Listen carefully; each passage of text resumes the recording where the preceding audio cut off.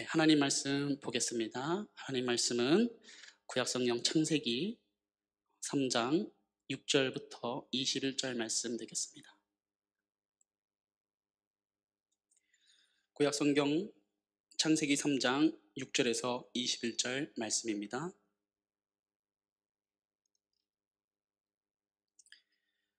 저와 여러분 같이 이렇게 한 절 한 절 교독하겠습니다. 창세기 3장 6절에서 21절 말씀입니다.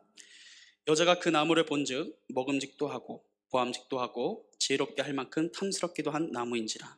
여자가 그 열매를 따먹고 자기와 함께 있는 남편에게도 주매 그도 먹은지라. 이에 그들의 눈이 밝아져 자기들이 벗은 줄을 알고 무화과 나뭇잎을 엮어 치마로 삼았더라. 그들이 그날 바람이 불 때 동산에 거니시는 여호와 하나님의 소리를 듣고 아담과 그의 아내가 여호와 하나님의 낯을 피하여 동상 나무 사이에 숨은지라. 여호와 하나님이 아담을 부르시며 그에게 이르시되 내가 어디 있느냐? 이르되 내가 동산에서 하나님의 소리를 듣고 내가 벗었으므로 두려워하여 숨었나이다. 이르시되 누가 너의 벗었음을 내게 알렸느냐? 내가 내게 먹지 말라 명한 그 나무 열매를 내가 먹었느냐? 아담이 이르되 하나님이 주셔서 나와 함께 있게 하신 여자 그가 그 나무 열매를 내게 주므로 내가 먹었나이다. 여호와 하나님이 여자에게 이르시되 내가 어찌하여 이렇게 하였느냐? 여자가 이르되 뱀이 나를 꿰므로 내가 먹었나이다. 여호와 하나님이 뱀에게 이르시되 네가 이렇게 하였으니 네가 모든 가축과 들의 모든 짐승보다 더욱 저주를 받아 배로 다니고 살아있는 동안 흙을 먹을지니라. 내가 너로 여자와 원수가 되게 하고 내 후손도 여자의 후손과 원수가 되게 하리니 여자의 후손은 내 머리를 상하게 할 것이요 너는 그의 발꿈치를 상하게 할 것이니라 하시고 또 여자에게 이르시되 내가 네게 임신하는 고통을 크게 더하리니 네가 수고하고 자식을 낳을 것이며 너는 남편을 원하고 남편은 너를 다스릴 것이니라 하시고 아담에게 이르시되 내가 내 아내의 말을 듣고 내가 내게 먹지 말라 한 나무의 열매를 먹었은즉 땅은 너로 말미암아 저주를 받고 너는 내 평생에 수고하여 그 소산을 얻으리라. 땅이 네게 가시덤불과 엉겅퀴를 낼 것이라. 네가 먹을 것은 밭의 채소인즉 내가 흙으로 돌아갈 때까지 얼굴에 땀을 흘려야 먹을 것을 먹으리니 내가 그것에서 취함을 입었음이라. 너는 흙이니 흙으로 돌아갈 것이니라 하시니라. 아담이 그의 아내의 이름을 하와라 불렀으니 그는 모든 산자의 어머니가 됨이더라. 여호와 하나님이 아담과 그의 아내를 위하여 가죽옷을 지어 입히시니라. 아멘. 아멘. 할렐루야. 아멘. 네, 여러분 많이 놀라셨죠? 네, 지난주에 이어 담임 목사님께서 전하시는 마태복음 5장의 팔복에 관한 하나님의 말씀을 기다리셨던 분들도 계실 텐데 아쉽지만 그 말씀은 다음 주를 기대하시고요. 오늘은 제가 설교하게 된 이유가 있습니다. 저는 돌아오는 29일 주일부로 한사랑교회에서 사역을 마무리합니다. 새로운 시작을 위해서 마침표를 찍고 가기 전에 이렇게 하나님의 은혜로 목사님께 허락을 받아 고별 설교 겸 이 자리에 서게 된 것입니다. 네. 한사랑교회 사역이 올해로 4년 차인데 지금까지 최병서 목사님과 올해 새롭게 오신 우리 조성철 담임 목사님, 더불어 우리 사역자분들, 전사님들, 간사님들, 그리고 장로님들, 권사님들, 집사님들, 그리고 교회 학교 아이들, 청년분들, 모든 성도님들에게 지금껏 많은 가르침과 사랑을 받았습니다. 모두가 이 부족한 저를 섬겨주시고 이끌어주시고 사랑해주셔서 너무나 감사합니다. 이 은혜 잊지 않겠습니다. 어딜 가서도 이 한사랑교회에서 받은 사랑을 기억하며 여러분들처럼 섬기고 복음을 전하며 살겠습니다. 이처럼 이 교회는 정말 한사랑교회라는 이름에 걸맞게 큰 사랑을 제게 베풀어 주었습니다. 다시 한번 이 자리를 빌어서 최병서 목사님과 사모님, 그리고 조성철 목사님과 사모님, 그리고 사역자분들, 장로님들, 권사님들, 지사님들, 모든 성도님들께, 저를 아는 모든 분들께 진심으로 감사를 드립니다. 자, 그러면 제가 이제 어디를 가느냐가 중요하겠죠. 궁금하시죠? 예, 그건 안 알려줄 겁니다. 예, 다만 우리 한사랑교회에서 파송을 받아 한 교회로 또 주님의 종으로 사역을 하러 가는 것이기에 생각날 때마다 저를 위해서 기도해 주시면 감사하겠습니다. 어쨌든 제가 어디를 가든지 항상 내가 누구이고 내가 그리스도인으로서의 올바른 정체성을 가지고 주의 종으로서 정말 그리스도인이라면 하나님과 올바른 관계를 가지고 어디에서 무엇을 하는지가 더 중요한 것 같습니다. 저뿐만 아니라 여러분도 그렇습니다. 한사랑교회의 교인이면, 크리스찬이라면, 기독교인으로서 내가 주님의 사람으로서, 주님의 종으로서, 하나님의 아들, 딸로서 올바른 정체성을 가지고 하나님께서 허락하신 이 땅에서 올바르게 삶을 살아가야 한다는 것입니다. 그래서 오늘 설교의 제목이 내가 어디 있느냐입니다. 따라해 볼까요? 내가 어디 있느냐? 네. 성경에는 하나님과 예수님이 인간들에게 질문하는 여러 말씀들이 있습니다. 그 질문들 중에서 오늘은 하나님께서 인류에게 제일 첫 번째로 질문한 구절을 보고자 합니다. 오늘 본문 창세기 3장 9절에 하나님이 자신이 만드신 이 피조물 인간 아담에게 첫 질문을 하십니다. 창세기 3장 9절을 같이 보겠습니다. 3장 9절 시작. 여호와 하나님이 아담을 부르시며 그에게 이르시되 내가 어디 있느냐. 아멘. 그 전에 성경을 보면요, 우리가 잠시 잊고 지나가는 부분이 있습니다. 분명 궁금할 텐데 그냥 지나친 사실이죠. 바로 성경에는 문장 부호가 없다는 것입니다. 문장 부호가 무엇입니까? 글의 뜻을 효과적으로 표현하고 문장의 이해에 오해가 없도록 하기 위해서 사용되는 부호입니다. 마침표가 있고요, 물음표가 있고, 느낌표가 있고, 쉼표, 끈따옴표, 작은 따옴표 등이 있습니다. 그런데 이 문장 부호가 성경에는 없기 때문에 우리가 성경을 이해하는 데 있어서 제 마음대로 해석하지 않도록 조심해야 한다는 것입니다. 어떻게 읽느냐에 따라서 이 질문을 받는 사람의 느낌이 다 다르기 때문입니다. 그래서 앞뒤 문맥과 문단들을 기본적으로 잘 살펴보아야 합니다.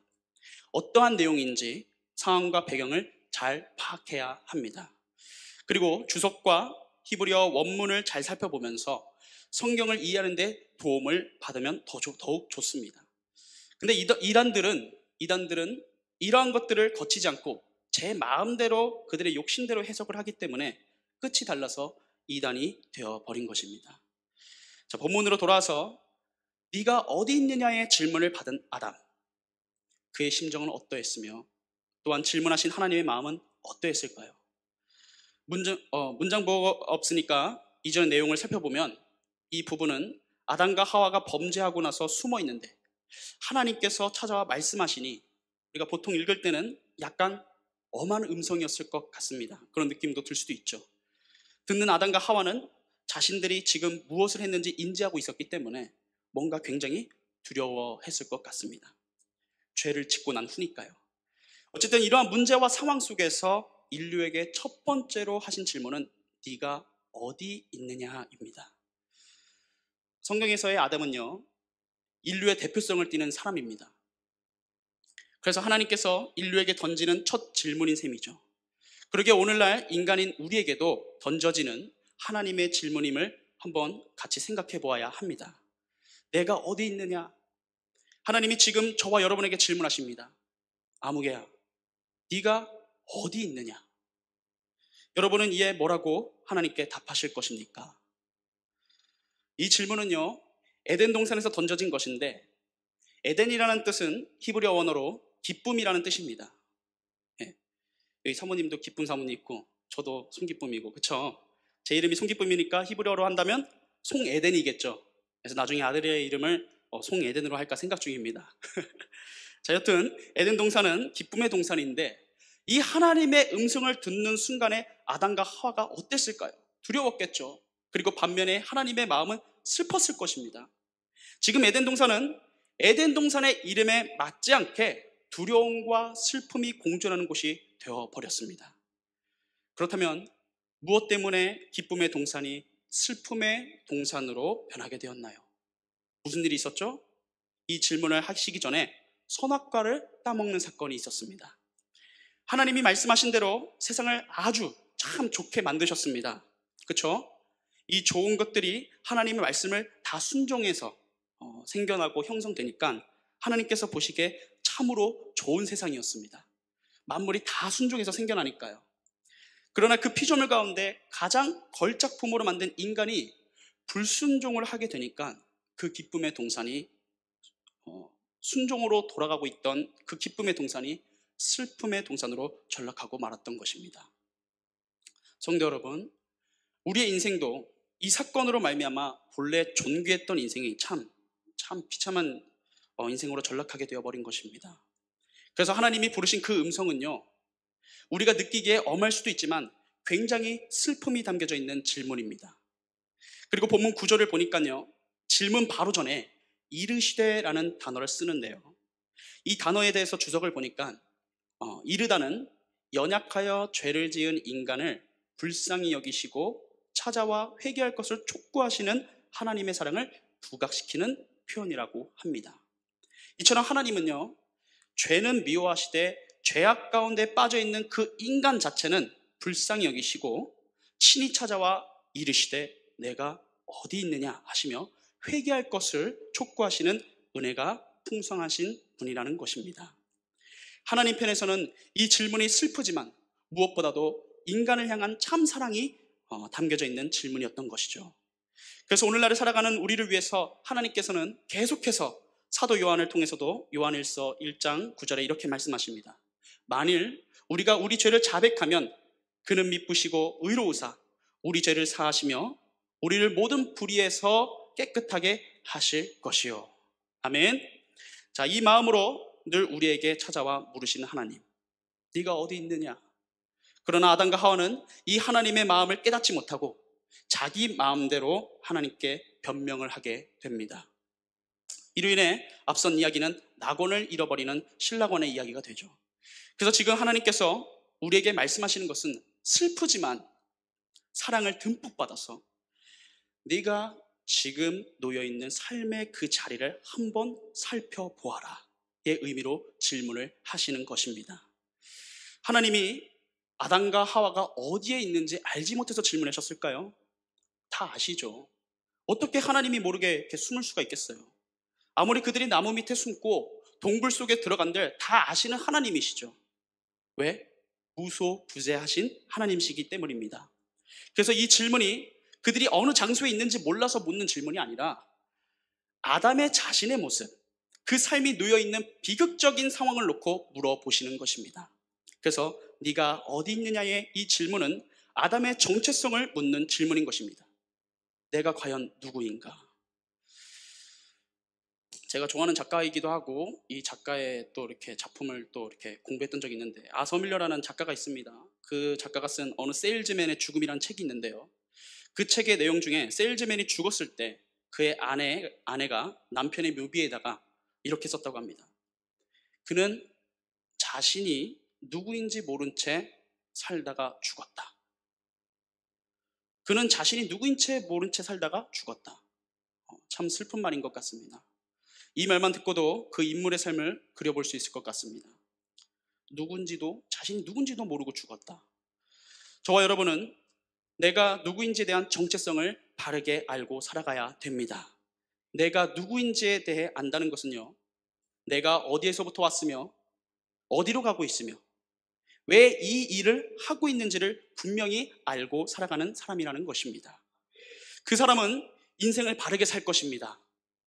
그런데 어디에서 왔는지도 모르고 어디에 갈지도 모르고 왜 일을 해야 되는지, 그냥 죽지 못해 먹고 살아야 되니까 이런 생각을 하고 살면 분명한 자기 정체성이 결여되어 있다고 볼 수 있다는 거죠.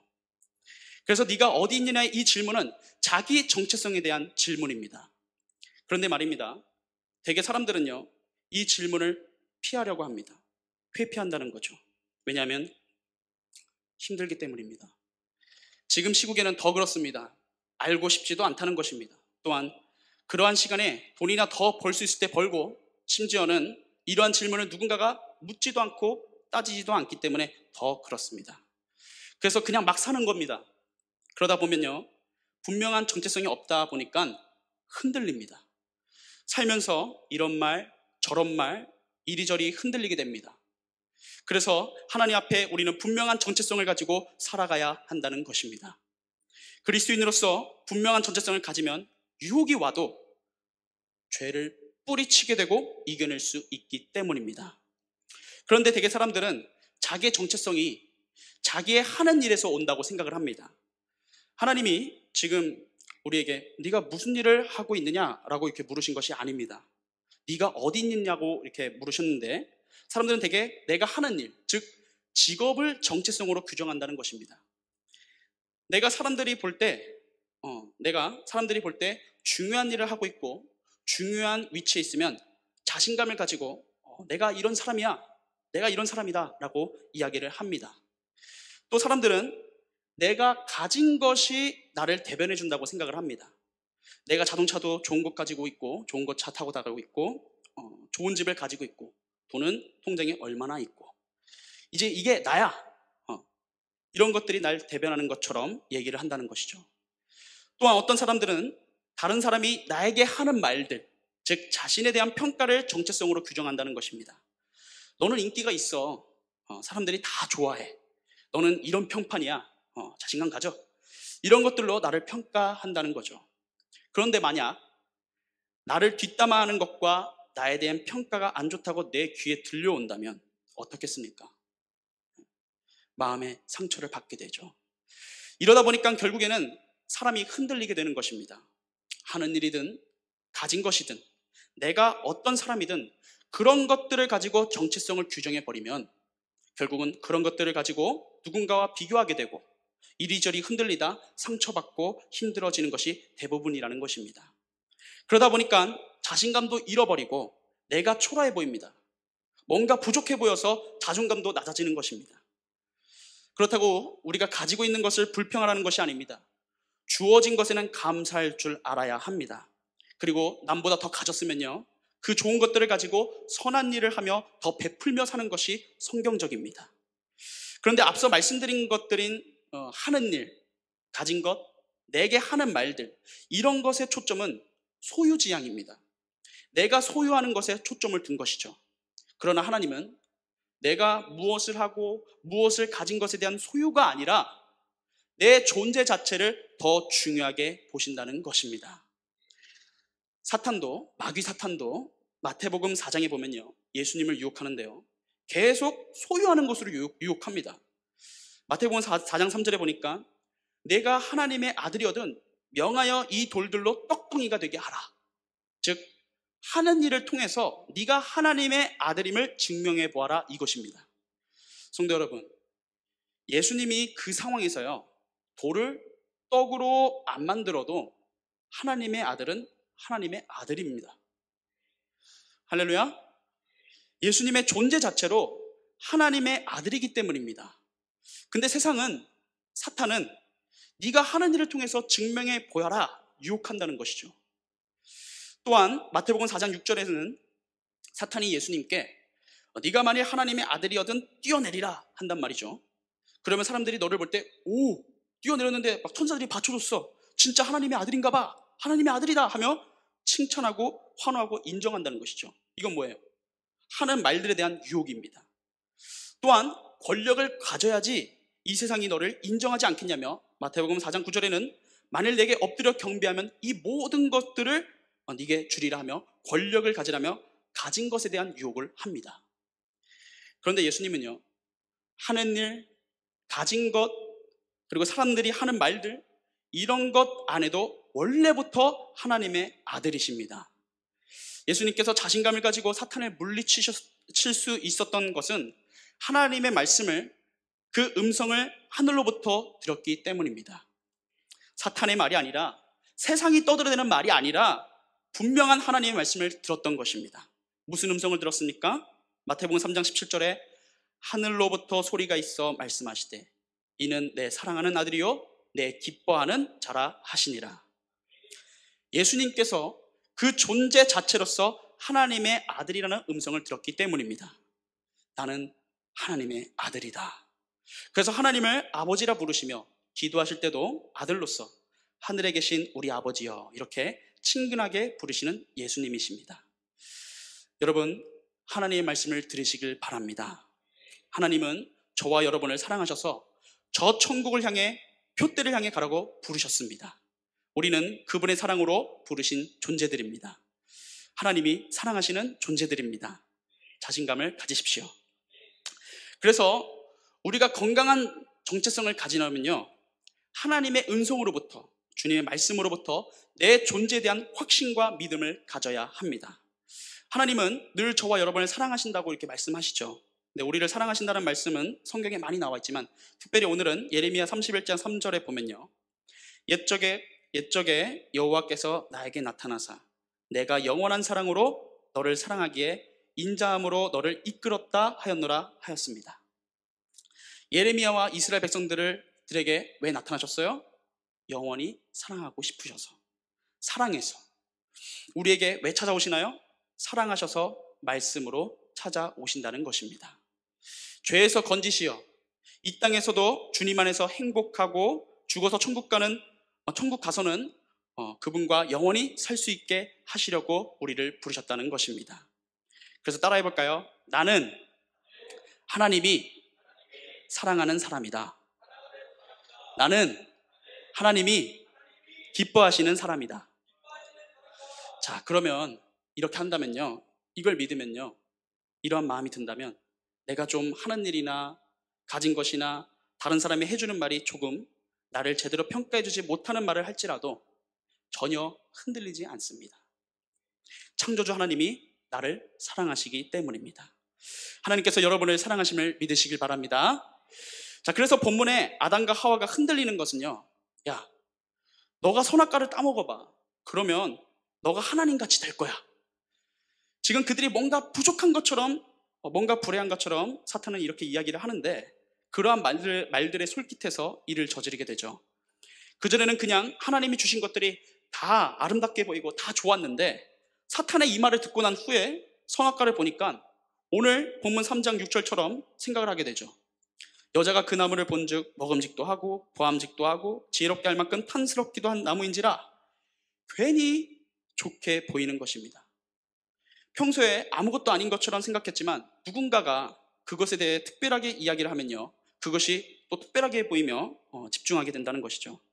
그래서 사탄의 유혹이 통하게 됩니다.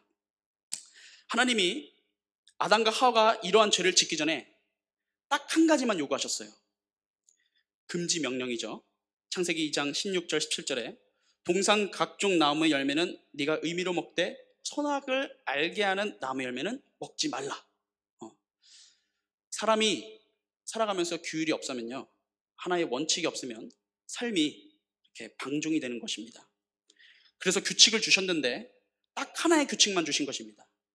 그런데 이것도 못 지키나요? 그런데 이게 자꾸 사탄이 와서 유혹을 하며 하나님하고 이간질을 시키는 것입니다. 이제 하와의 입장에서는 순수하게 하나님의 말씀을 믿을 것인가, 아니면 사탄의 말을 들을 것인가 하는 둘 사이의 선택을 하게 되었습니다. 그런데 누구의 말을 선택하나요? 하와가 사탄의 말을 선택합니다. 그러면 누군가는 애초에 그럼 선악과를 만들지 마시지 왜 그랬나요? 하시겠지만 하나님이 눈에 안 보이잖아요. 그렇죠? 그렇기 때문에 우리의 삶에 보이는 기준이 필요하다는 것입니다. 선악과는 하나님이 계시다는 것, 그래서 살아계신 하나님께서 먹지 말라고 말씀하셨다는 것, 그 하나님이 살아계시니 하나님과 우리의 관계를 바르게 맺으며 하나님 중심의 삶을 살라는 것을 상징하는 표시입니다. 그래서 선악을 알게 하는 나무를 동산 중앙에 만드셨습니다. 하나님 말씀의 중심으로 살라고. 그런데 인류는 그것에 도전을 해버린 것이죠. 내가 하나님 되어보려는 것, 아까 사탄의 말을 선택했다고 했는데 어떤 말입니까? 본문 3장 5절에 보니까 너희 눈이 밝아져 하나님과 같이 되어. 내가 하나님이 되어보려는 것, 내가 주님 주신 이대로 나를 인정하고 만족해야 되는데 뭐가 자꾸 부족한 것 마냥 하나님처럼 될 수 있다고 하니 이 교만한 마음 가운데 유혹에 넘어진 것입니다. 저도 어릴 적 이런 기억이 납니다. 어린 자녀들이, 제가 어린 자녀죠. 이제 저녁에 아버지가 퇴근하고 집에 돌아오면요, 어떻게 반응합니까? 먼저는 이제 발자국 소리만 들어도, 계단의 발자국 소리만 들어도 바로 알고서 아빠다 하면서 이렇게 나아가죠. 아빠 하며 이게 달려오잖아요. 그리고 아빠 손에 뭐가 이렇게 든 것이 없는지 손부터 확인하고 반가워합니다. 그런데 어느 날 띵동 하는데 똑같이 왔는데 문도 안 열어줘요. 그래서 문을 열고 들어와 보니까 애들 신발은 있는데 애들이 나오지 않아요. 방에 있는 겁니다. 그럼 아버지는 어떤 생각을 하게 될까요? 얘네가 지금 무슨 일이 있나? 뭔가 저질렀나? 예. 아이들 입장에서는 저의 입장에서는 그 반가운 아버지가 갑자기 두려운 아버지로 바뀌게 된 것입니다.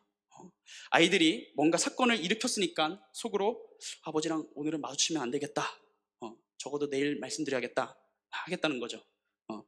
가령 집안에 아버지가 소중하게 생각했던 물건을 깨뜨렸다던가 그러한 일을 저질러서 반갑게 맞이하지 못하게 된 것이죠. 지금 아담과 하와가 딱 이러한 상황입니다. 하나님이 오신다면 그들이 하나님이시다, 하나님이 오셨어 하면서 기쁘게 나와 맞이해야 되잖아요. 그런데 지금 죄를 지고 나니까 동산에 거니시는 하나님의 소리만 들어도 무서워서 자꾸 어두운 구석으로 들어가는 것입니다. 자기들이 나무 그늘 아래에 들어가면 하나님으로부터 가려질까요? 그럴 수 없죠. 나무 잎을 엮어서 옷을 했는데 그렇게 부끄러움을 제대로 가려지게 될까요? 그러지 못합니다.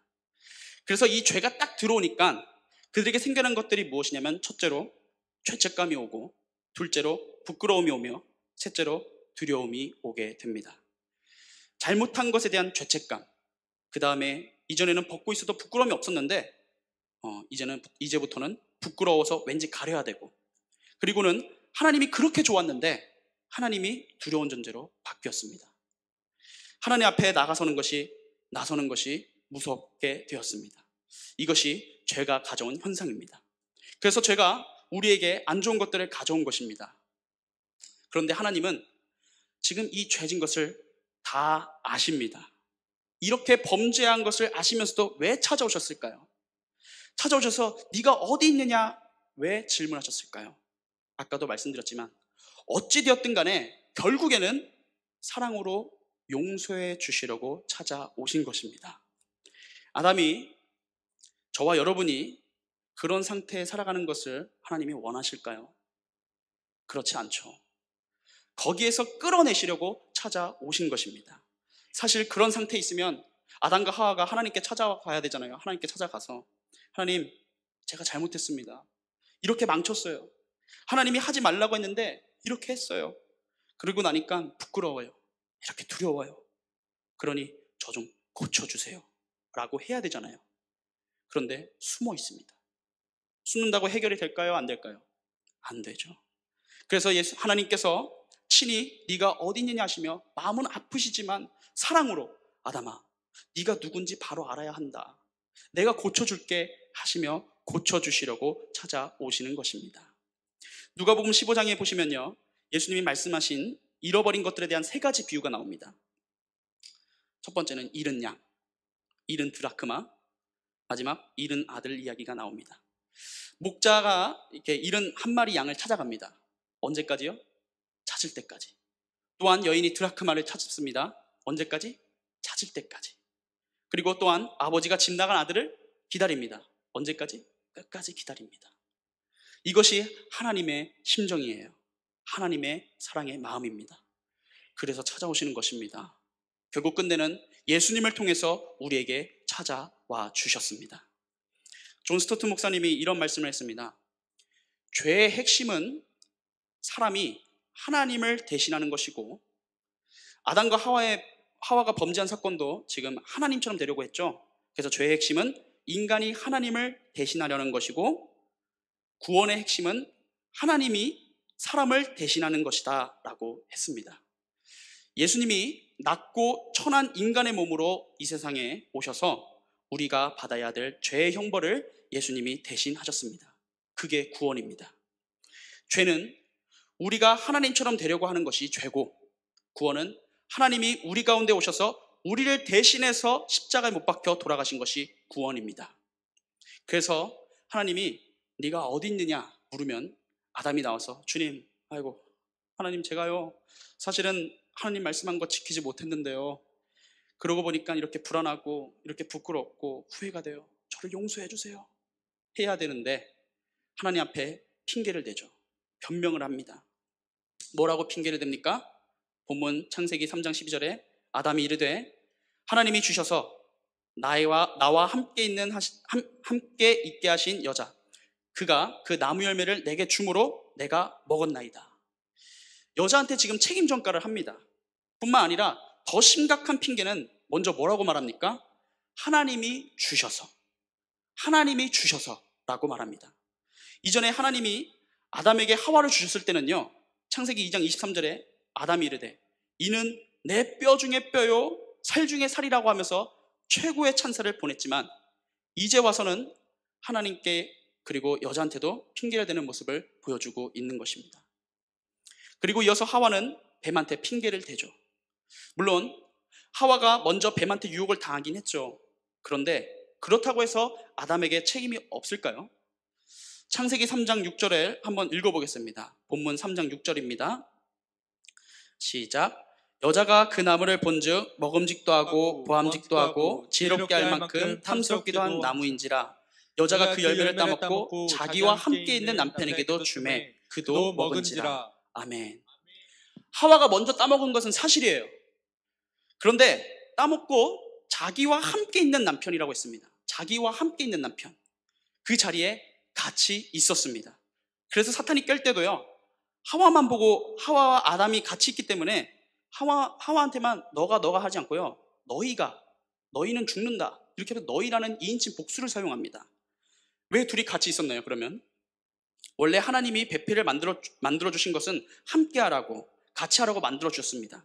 그래서 그 자리에 함께 있었는데, 그러면 뱀이 그렇게 유혹할 때 옆에서 어떻게 했어야 됐어요? 막대기라도 가지고 와서 뱀한테 야, 안 돼! 하나님이 먹지 말라고 하셨어. 뱀이 그래도 우리는 그러면 안 돼 하면서 뱀아 저리 가! 하와야, 우리가 이거 먹지 말자. 먹으면 하나님께서 반드시 죽는다고 하셨어 라고 해야 되잖아요. 그런데 가만히 보고만 있다가 하와가 주니까 먹게 된 것입니다. 즉, 그 자리에 분명히 있었기 때문에 아담이 저는 그 자리에 없어서 전혀 몰랐어요 하나님 라고 변명할 수가 없다는 거죠. 하나님께서 아담에게 리더십을 주셨습니다. 그런데 그것을 좀 나서서 이렇게 제재를 하고 그래야 되는데 같이 동조해버린 거죠. 그리고 나서 핑계를 대버리니까 말이 안 됩니다. 그래서 아무리 우리가 인간적인 노력으로 죄를 가려보려고 하지만 가릴 수가 없습니다.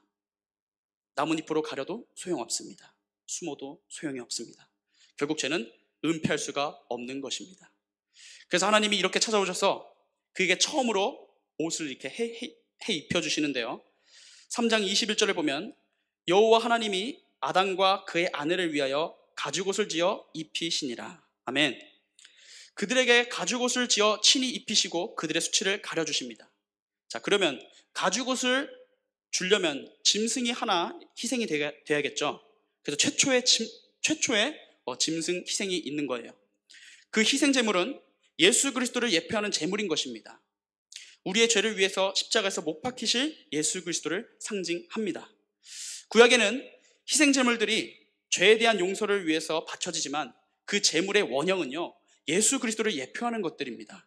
그래서 창세기 3장 15절에는 뱀한테 하나님께서 내가 너로 여자와 원수가 되게 하고 내 후손도 여자의 후손과 원수가 되게 하리니 여자의 후손은 내 머리를 상하게 할 것이요 너는 그의 발꿈치를 상하게 할 것이니라 하시고, 머리를 상하게 하는 것이 더 치명적입니까? 발꿈치를 상하게 하는 것이 더 치명적입니까? 예, 머리죠. 근데 여자의 후손으로 오신 분은 예수 그리스도. 그래서 예수 그리스도께서 사탄의 머리를 박살내는 것이고 이 사탄은 발꿈치를 상하게 합니다. 그래서 예수님이 십자가에 못 박혀 돌아가신 것입니다. 발꿈치만 상하게 할 뿐 예수님은 부활하셨죠. 이것은 창세기 3장에서 이미 죄가 들어왔을 때 구원에 대한 계획과 청사진까지도 다 하나님께서 다 말씀하시고 이미 계신 것입니다. 그 표로 가죽옷을 지어서 이렇게 입히는 사건이 나온 것입니다. 말씀을 마무리합니다. 오늘날도 하나님의 네가 어디 있느냐의 질문은 계속된다고 봅니다. 죄 때문에, 사실 모든 것이 다 죄 때문에 그런 것이다 라고 말씀하시는 것입니다. 우리 인간의 기쁨과 또 하나님의 주신 모든 좋은 것들이 결국은 이 죄로 인해서 다 망가진 것이기 때문에, 그러기 때문에 오는 결과들로, 그 결과들로 우리가 지금 살고 있는 것이거든요. 그런데도 사람들은 그 죄 때문에 온 것임을 알지 못하고 그냥 숨어 살거나 그 상태에 방치되어 있는데, 그럼에도 불구하고 그들에게 계속해서 이 말씀을 통해서, 실제로 주님을 보내시면서까지, 이전에는 선지자를 통해서, 오늘날에는 주님의 종들을 통해서 계속해서 네가 어디 있느냐, 네가 어디 있느냐 이렇게 부르신다는 것입니다. 그래서 저와 여러분은 계속해서 주님 앞에 나아가야 한다는 것입니다. 핑계하지 말고, 변명하지 말고, 또한 죄의 현상에 대해서 얘기하지 말고, 죄의 현상으로 두려움과 부끄러움과 슬픔과 고통이 온 것인데 그 본질은 죄거든요. 그래서 죄를 고백해야 된다는 것입니다. 핑계하지 말고 죄를 고백해야 합니다. 왜냐하면 우리 주님은 다 알고 오신 것입니다. 해결책까지 다 마련하고 오셨기 때문에 주님 앞에 죄를 고백하게 되면은 주님의 형상으로 온전히 회복되게 되어지는 것입니다. 오늘 들은 말씀을 통해서 스스로 생각해 보시길 원합니다. 내가 지금 어디에 있는가? 내가 지금 이 시국에 그리스도인으로서 있어야 할 곳에 있는가? 하나님의 부르심에 합당한 삶을 살고 있는가? 그러면 하나님께서 내가 지금 어디에 있느냐라고 물으실 때 뭐라고 대답할 수 있는지, 자기 정체성을 분명히 하고, 그래서 저와 여러분 존재 자체로서 한 명 한 명이 하나님 앞에 소중하고 사랑받는 인생이기 때문에 어둠 속으로 숨지 말고 주님 앞에 더욱 담대하게 빛 가운데로 나아가는 저와 여러분이 되길 예수님의 이름으로 축복합니다.